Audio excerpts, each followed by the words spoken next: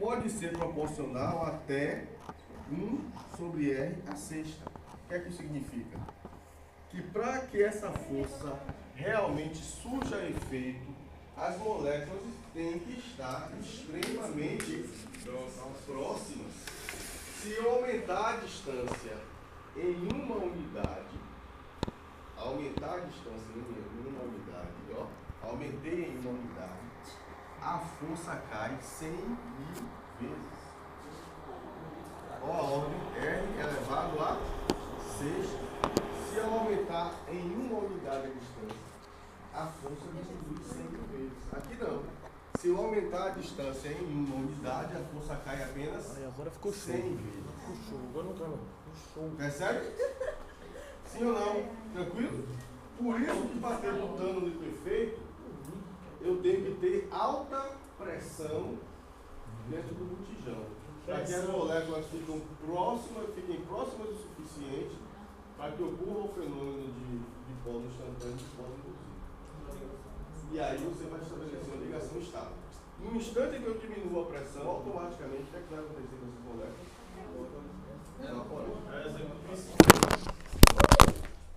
Quase, cara. Exemplo de isqueiro. Um fluido de isqueiro. Você não queima o fluido. O líquido você está queimando com a boca. O líquido está sendo volatilizado. Aí você vê ele nesse momento aí no tamborzinho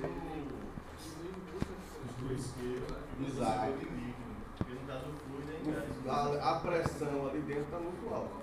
Quando você abre a válvula, você está automaticamente diminuindo a pressão e forçando o líquido a volatilizar. A vaporização. Diga. Mas na hora que o líquido sai, do isqueiro sai, maior quantidade do líquido, ele usa a temperatura muito mesmo. Porque ele está no pessoal, para você expandir, você tem que empurrar a atmosfera, né? Para você empurrar a atmosfera, você tem que ter força. Força vezes deslocamento dá o quê? Trabalho. Uma salva de palmas para o ótimo, está ligado na aula. E quando eu realizo o trabalho, eu estou gastando o quê?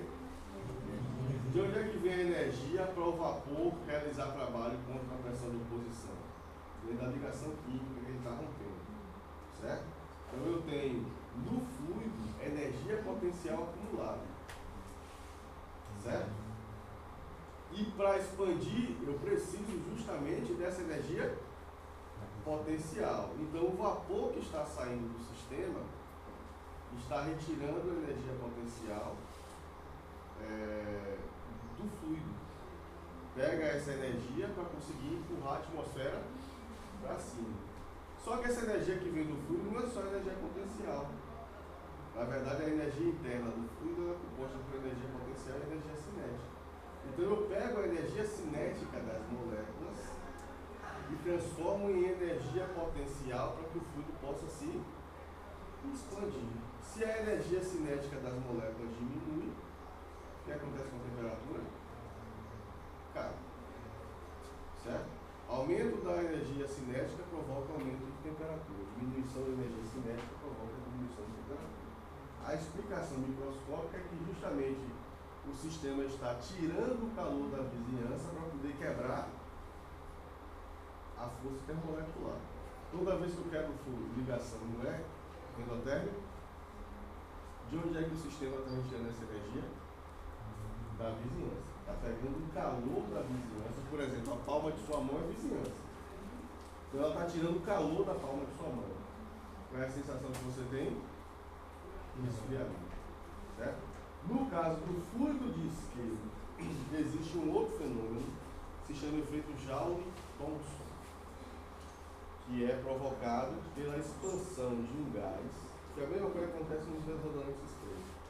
Quando esse gás passa por uma constrição, que nesse caso é a válvula, certo? A válvula normalmente ela é um orifício muito pequeno comparado com o volume total do recipiente, justamente para você poder direcionar o fluxo do gás no queimador, certo? Nesse caso, durante a passagem da região interna para a região externa, ele vai passar por essa constrição, que é um obstáculo à passagem do gás, do vapor, e do outro lado ele vai se expandir. O fenômeno microscópico é isso: eu estou pegando as moléculas, quebrando as ligações intermoleculares e aproveitando essa energia cinética para transformar em energia potencial. Mas tem mais Joule e Thomson, são dois físicos separados, verificaram que quando essa expansão ocorre depois de uma constrição, há uma relação direta entre a variação de pressão e a variação de temperatura. Aí esse efeito ficou conhecido como o efeito de Joule-Thomson. Então, quanto maior for a diminuição da pressão, quanto maior a diferença, na verdade, de pressão entre o lado de dentro e o lado de fora, maior vai ser a diminuição de temperatura. Em Físico-Química 1, provavelmente vocês vão aprender a calcular o efeito de Joule-Thomson e, inclusive, projetar, se for com o professor Rodrigo, máquinas térmicas que funcionam dessa forma.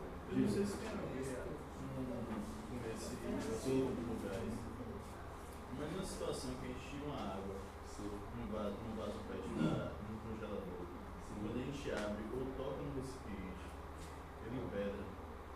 Às vezes nem não toca. Acontece muito com cerveja também. Se você pegar no meio, as coisas pedem. Isso aqui, ó, tudo que a gente falou aqui é termodinâmica, certo? Então a gente está falando de equilíbrio físico, equilíbrio de fases. Isso que você está falando é um fenômeno cinético. Se chama superresfriamento. A termodinâmica diz o que acontece e o que não acontece. A cinética diz quando vai acontecer. Então, às vezes, a termodinâmica diz a reação acontece, mas a cinética diz acontece durante 1000 anos. Se demora 1000 anos para acontecer, em termos práticos, é uma reação que não vai ser observada. É o caso da biodegradabilidade. Os copos plásticos são biodegradáveis? Depende do ponto de vista. Depende de como você define biodegradabilidade. A rigor, ao pé da letra, o que é uma coisa biodegradável? É uma coisa na qual organismos vivos atuam, metabolizam e transformam em substâncias mais simples. Isso acontece com polietileno, isso acontece com poliestireno, acontece com qualquer plástico. Tem micro-organismos que comem poliestireno e transformam em CO2. Só que vai demorar 150 anos para acontecer. Então você não pode dissociar a biodegradabilidade da cinética.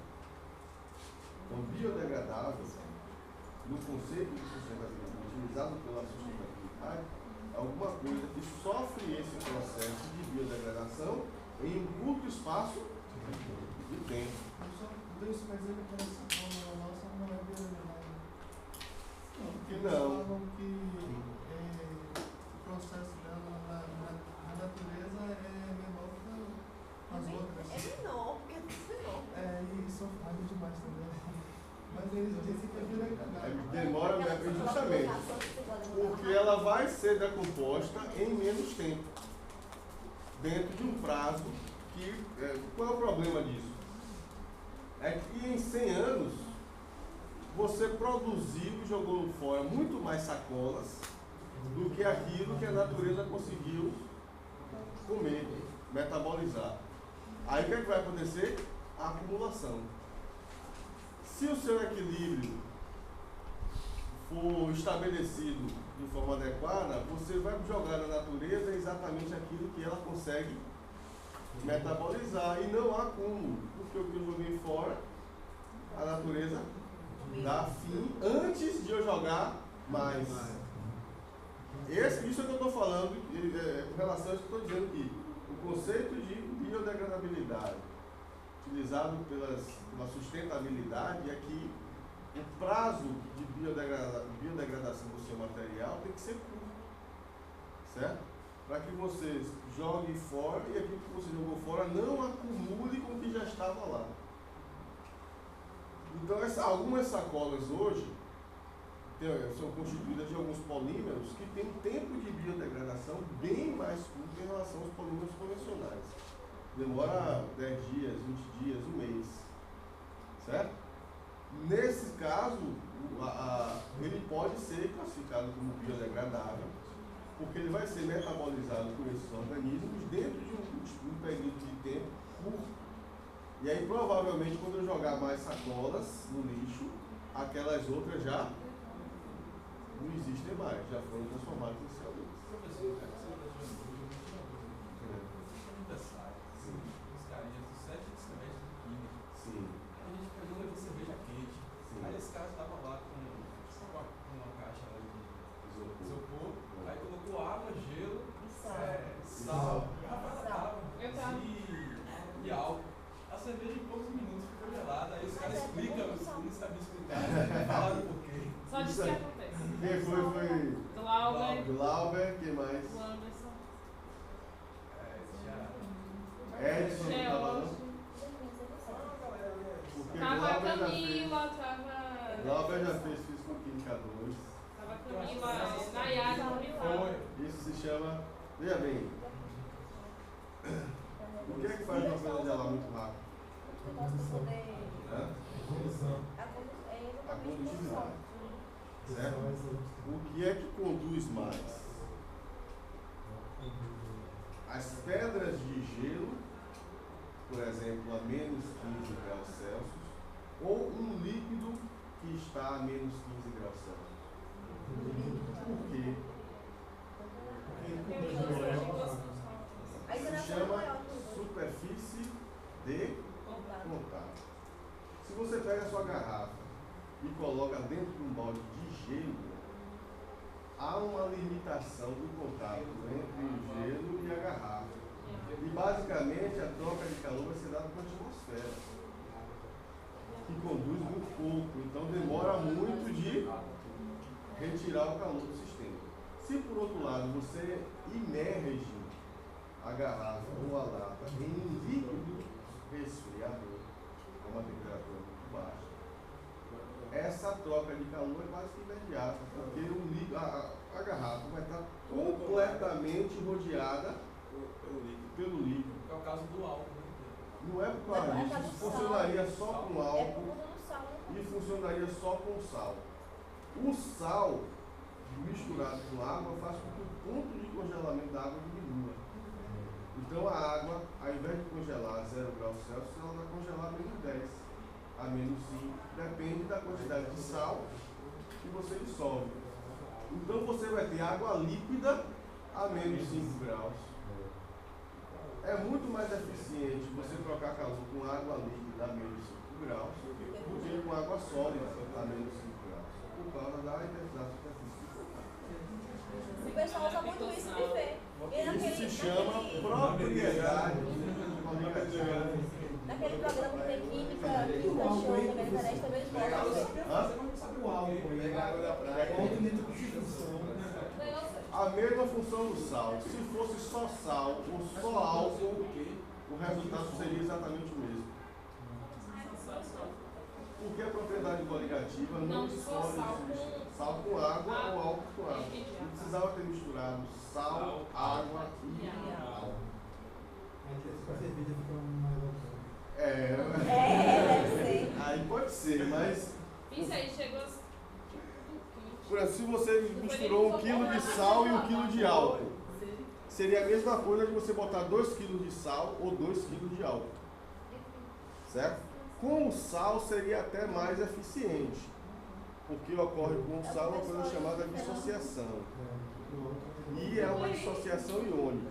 Se botar aquele gosto, tipo assim, É a porque pegar assim- na latinha é melhor sentir o É porque eles gosto. Até colocaram no o álcool churrasco também, não porque vai o álcool é sobrar. difícil de congelar. Hein? Eu tô entendendo que o álcool é Exato. difícil de congelar também, aí colocaram o álcool e tal, porque a água melhor. Não foi nem.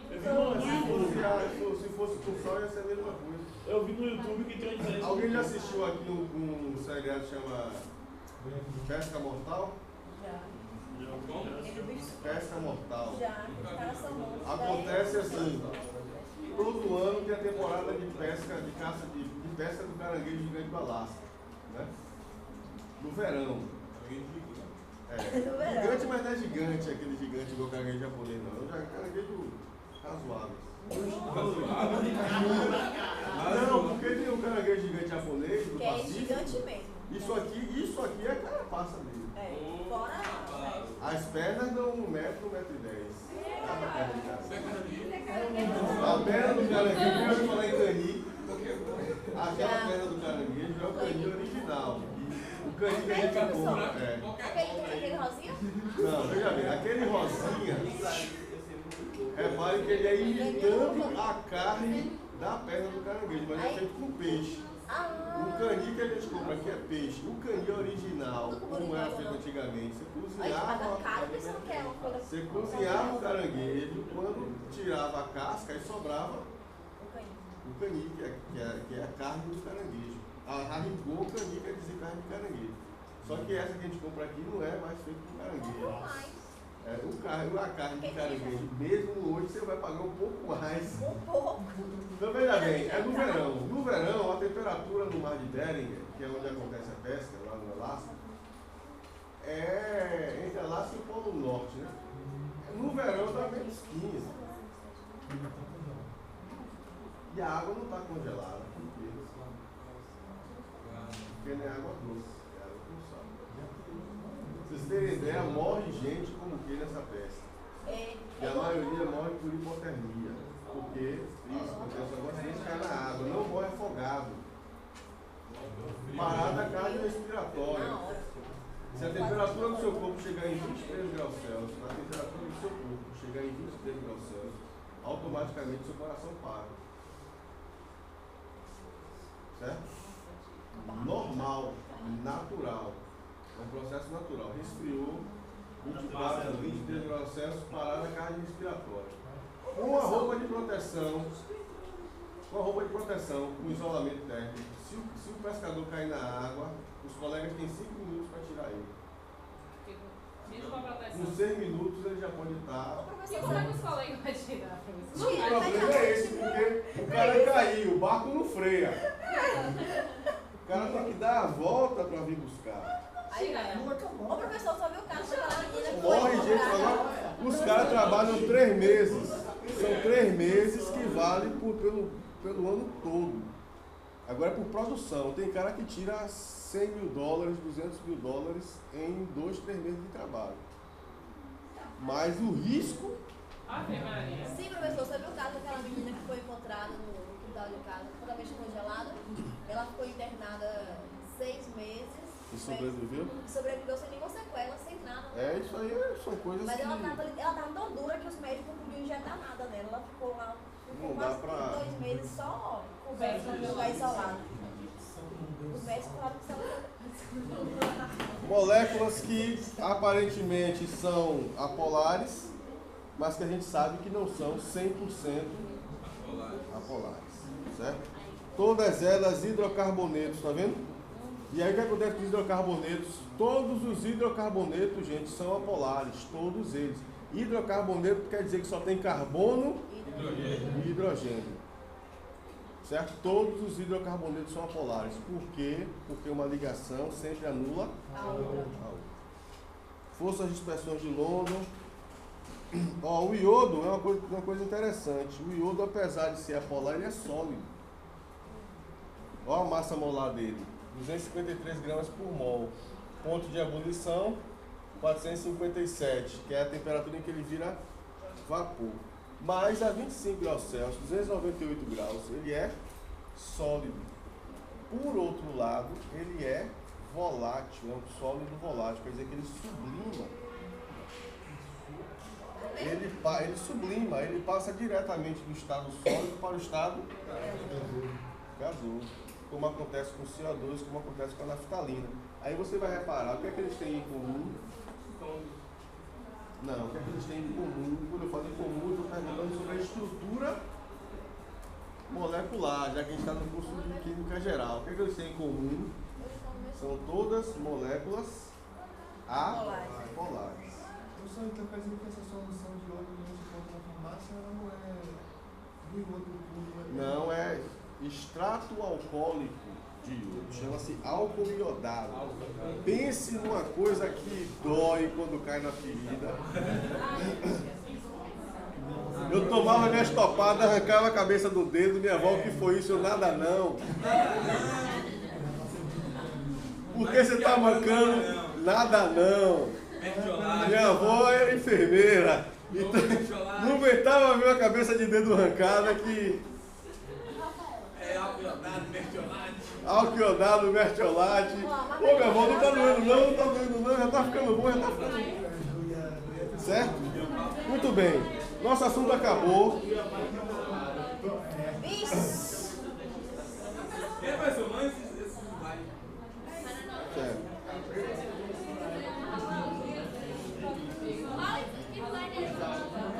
Eu só quero mostrar essa tabela aqui para vocês antes.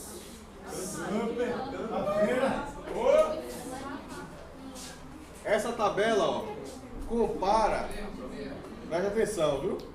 Essa tabela compara algumas propriedades de compostos químicos diferentes e explica de onde vêm essas propriedades, por que esses compostos apresentam propriedades diferentes. Isso aí está como sólido, mas na verdade se aplica a qualquer tipo de composto, porque em alguma situação o cara vira sólido, certo? Então olha só, 4 tipos de sólidos diferentes: molecular, covalente, que muita gente confunde, iônico e metálico. Iônico e metálico é tranquilo. Iônico, o que você tem são partículas positivas e negativas. O que é que mantém? Força eletrostática.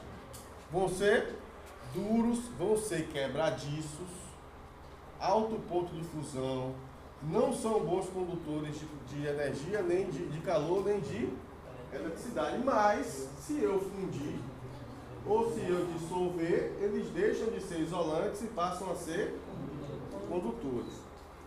Alguns autores vão dizer que na ligação metálica você não vai ter átomos, você vai ter íons, só que apenas íons positivos. E vão classificar a ligação metálica como atração eletrostática também, porque é como se eu tivesse os íons positivos atraindo a nuvem eletrônica deslocalizada. Então seria atração eletrostática. E qual é a diferença para a ligação iônica? Porque aqui eu tenho íons positivos e negativos. Aqui eu tenho apenas íons positivos atraindo, todos eles atraindo simultaneamente os mesmos elétrons deslocalizados. O sólido molecular do covalente se diferencia justamente pela formação de moléculas. No sólido covalente não há molécula, há um aglomerado de átomos. Só que o que mantém esses átomos unidos não é a atração eletrostática. O que mantém esses átomos unidos é o compartilhamento de elétrons. Certo? Então no diamante, o que é que tem no diamante? Carbono ligado a carbono. Formando uma molécula? Não. Não está formando uma molécula porque esses átomos de carbono estão formando uma rede. Ó.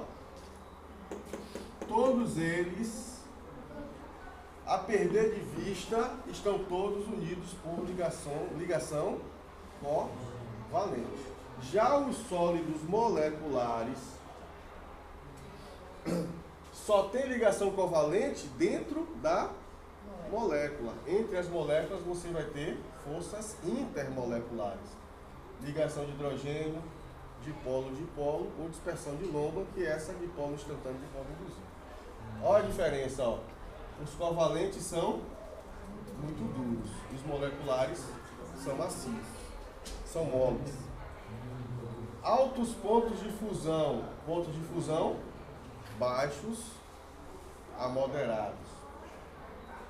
Geralmente condutores elétricos ruins, esses aqui têm isso em comum, porque não tem elétron livre, diferente dos metais que têm elétrons livres, que é justamente essa nuvem deslocalizada que mantém tudo. Certo? Então, qual foi o objetivo do nosso curso de Química Geral? Estabelecer uma relação entre a estrutura da matéria e as propriedades dos compostos. O que é que vocês vão ver em Química Geral 2? Como esses compostos interagem entre si. Foi a última aula desse semestre. Né?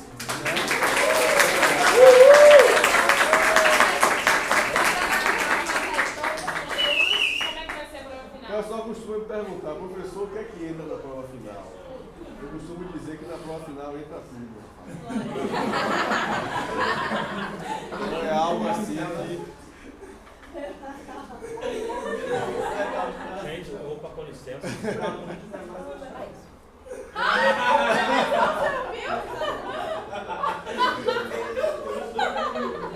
Eu tô sabendo disso.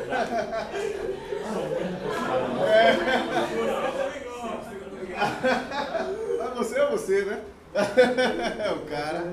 Aí, querida, deixa eu falar com a mulher. Vai lá. Você ouviu, professor? Diga. Oi, Uji. Que Uji? Tu vai dar aula nos geradores? Não, vocês só vão me encontrar agora. Por que, Uji? Se for o caso, aí Deus é que vai dizer em Analítica 1. É só porque a pessoa que está fazendo o concurso de passado vai ser nossa, gerador 2? Provavelmente. Por que não deixou tu? É até bom vocês assistirem as aulas. Hã? Por que não deixou tu rodar? Porque a minha área é analítica e físico. Sim, então quer dizer que na final. Entra tudo. E que só cai lágrima. Vou colocar entra tudo e cai lágrima, né? Tem que cair lágrima. Sim, o que é que vocês vão ver em geral 2? Em geral 2 vocês vão agora efetivamente manipular a matéria. Então vocês vão começar a classificar os compostos em funções químicas, vão começar a ver os aspectos qualitativos e quantitativos das reações, certo? Então eu vou ver base com ácido. Primeiro eu vou dizer o que é uma base e vou dizer o que é um ácido. Depois eu vou dizer o que acontece quando uma base reage com ácido, qualitativamente. Depois eu vou dizer, se eu tiver 1 grama de ácido com 2 gramas de base, vai gerar quantos gramas de sal? Então eu vou ter os aspectos qualitativos e quantitativos das reações químicas. Aí vocês vão formar a base, depois, a partir do terceiro semestre, diversifica. Aí já no terceiro semestre vocês têm química orgânica, química analítica e química inorgânica. E a partir do quarto semestre você tem físico-química. Certo? E aí em físico-química o curso começa a ficar interessante. É quando cabeças rolam literalmente. Passamos na sala e olha lá. Alguém pode me ajudar e começar a desmontar esse negócio aqui? Ronaldo, você quer? Dor de cabeça, pelo amor de Deus. Ainda, Ronaldo? Aí você viu, Ronaldo, tudo eu.